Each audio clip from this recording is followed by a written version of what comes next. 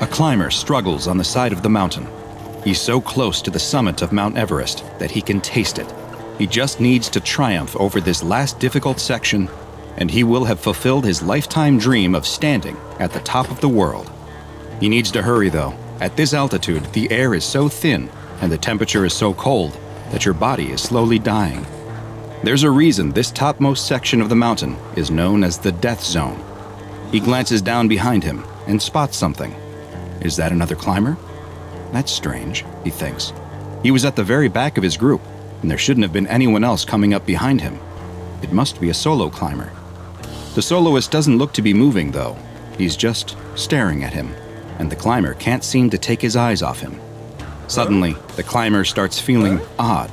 He begins to feel warm and comfortable. The aches and pains of the long journey melt away. He decides to sit down on a small ledge and relax. He watches as the solo climber comes towards him. He must be a professional with the way he effortlessly moves up the mountain. He watches him make great time, getting closer and closer.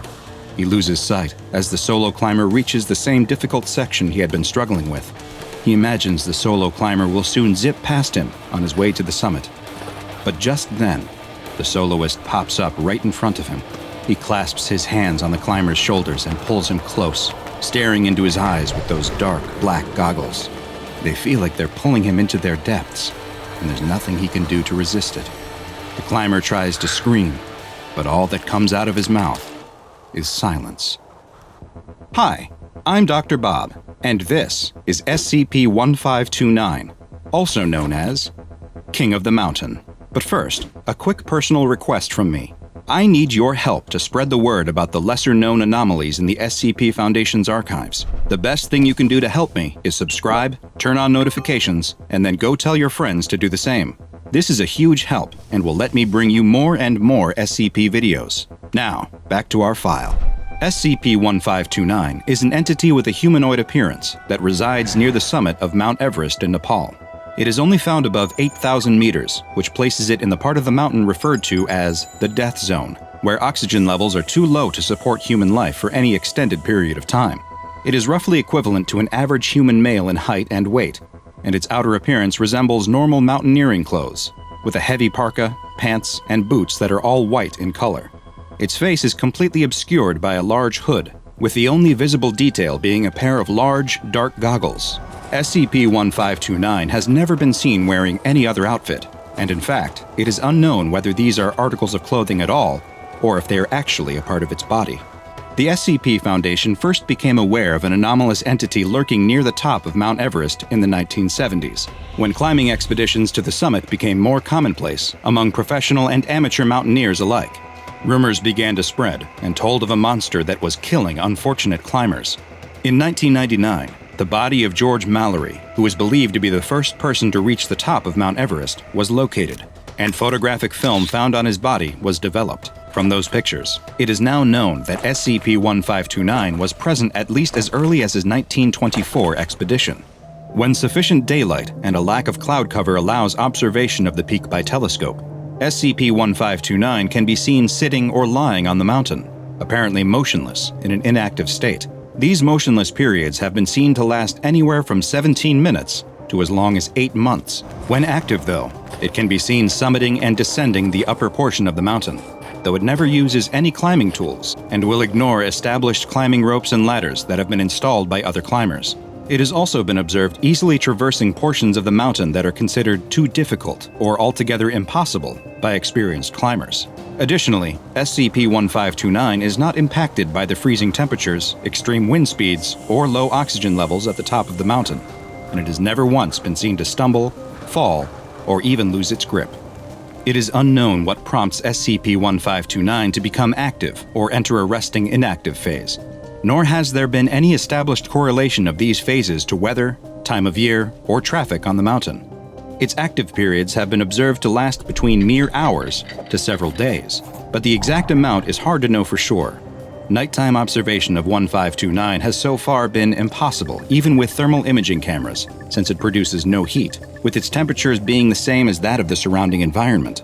When in its active phase, if a human climber passes the 8,000-meter mark, then SCP-1529 will begin to make its way towards them. putting itself in the path between the climber and either the summit if they are ascending, or their camp if they are descending.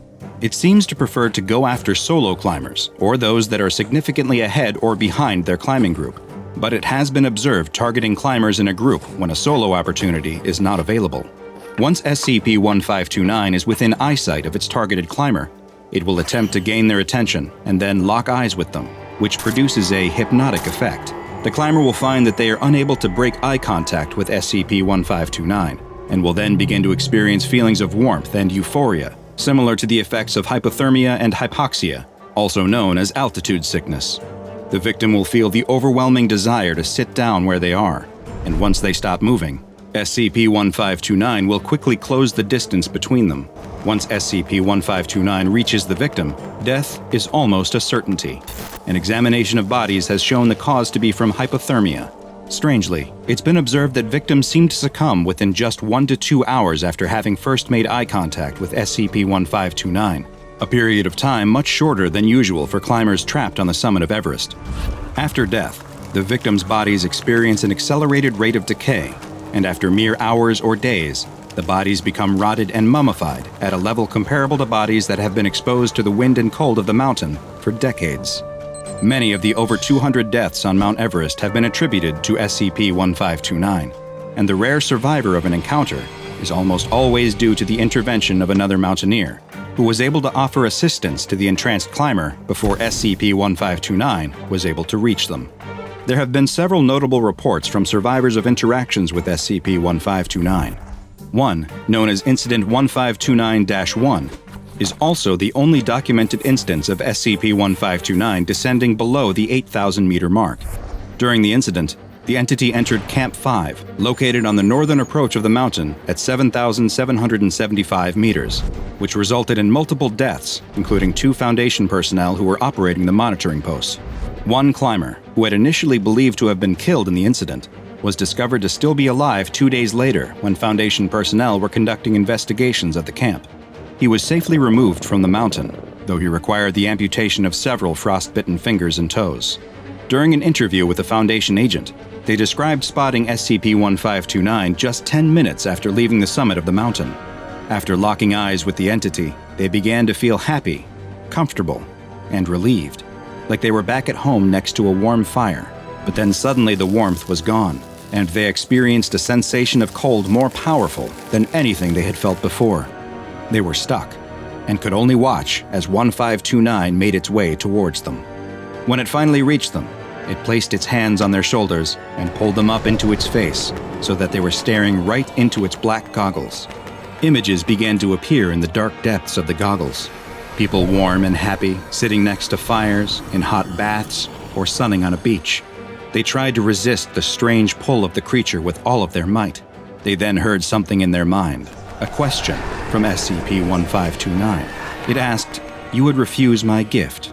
The stranded climber struggled to answer, using all of their willpower and strength to move their lips and whisper a single word. Yes. SCP-1529 responded by showing more images of people, but this time, they were bodies lying dead in the snow. Countless victims trapped on Mount Everest forever. SCP-1529 made them watch their deaths play out in long, drawn-out detail, a witness to every second of their demise. The climber was sure they would soon join them, but then they found something deep inside of them, a spark of life, a will to resist. They clenched their fist, and with their final ounce of strength, they punched SCP-1529.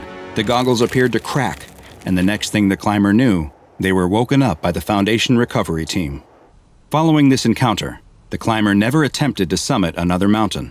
When they eventually passed away some years later, an autopsy revealed that their cause of death was consistent with extreme hypothermia, frostbite, and cerebral edema, despite not having been in a cold environment or above 500 meters in altitude in the previous 12 months.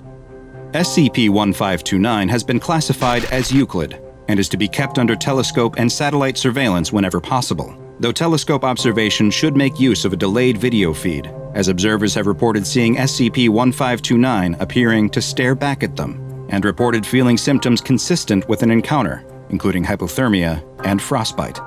The Foundation maintains communication with civilian mountaineering expeditions to prevent summiting attempts when SCP-1529 is active. The bodies of any victims are to be removed from the mountain if possible for autopsy, with their deaths being officially classified as having been from natural causes related to altitude sickness and hypothermia. Any survivors of encounters with SCP-1529 are to be debriefed and administered amnestics.